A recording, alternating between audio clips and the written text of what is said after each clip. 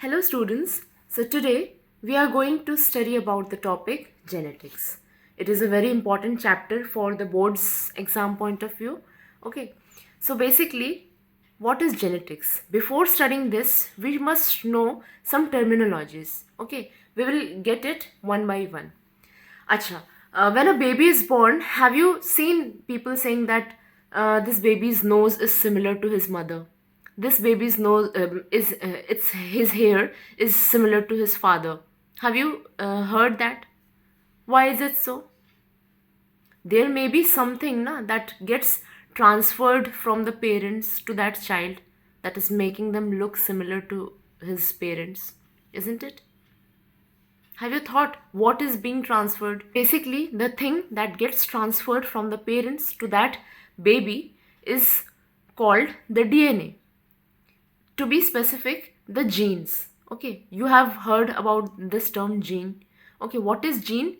It is a part of DNA which is present in every living organism. So if we see what is DNA, suppose this is the mother and this is the father. Okay, every living organism has DNA, isn't it? DNA is a coiled structure. Okay, so this is the DNA of the mother and this is the DNA of the father. Now what is this DNA? This is basically a secret keeper. What is a secret keeper? It has all the secrets related to our characters. Okay, what does this mean? That means the characters which we are having. Suppose somebody is having curly hair, somebody is having straight hair, isn't it? So this information that the baby will have a curly hair or whether it will have a straight hair, how will that information be stored? It is stored in the DNA, in the form of DNA. And what does this DNA contains? This contains millions of genes. Okay, what are these called? Genes. This DNA is made up of millions of genes, and these genes carry information from the father and mother to the next generation. So we know that the humans, they reproduce by sexual reproduction, isn't it? And what does this sexual reproduction is? It is basically the transfer of eggs from the mother and sperm cells from the father. Okay, and when these two come together during sexual reproduction,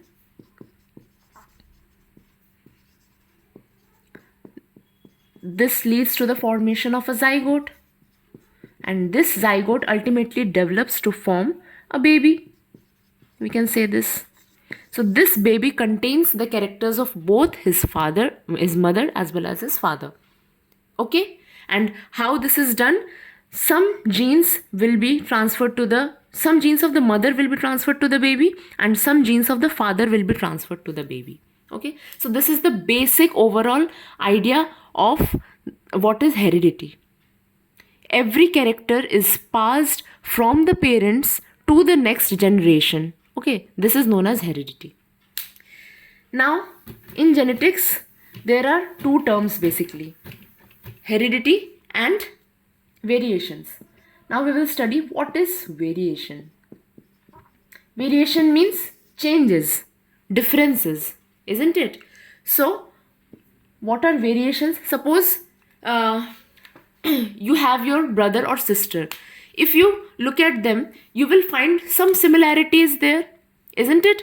There may be, suppose both may have curly hair or some may have curly or straight hair. Okay, so if suppose this is brother and this is his sister. Okay,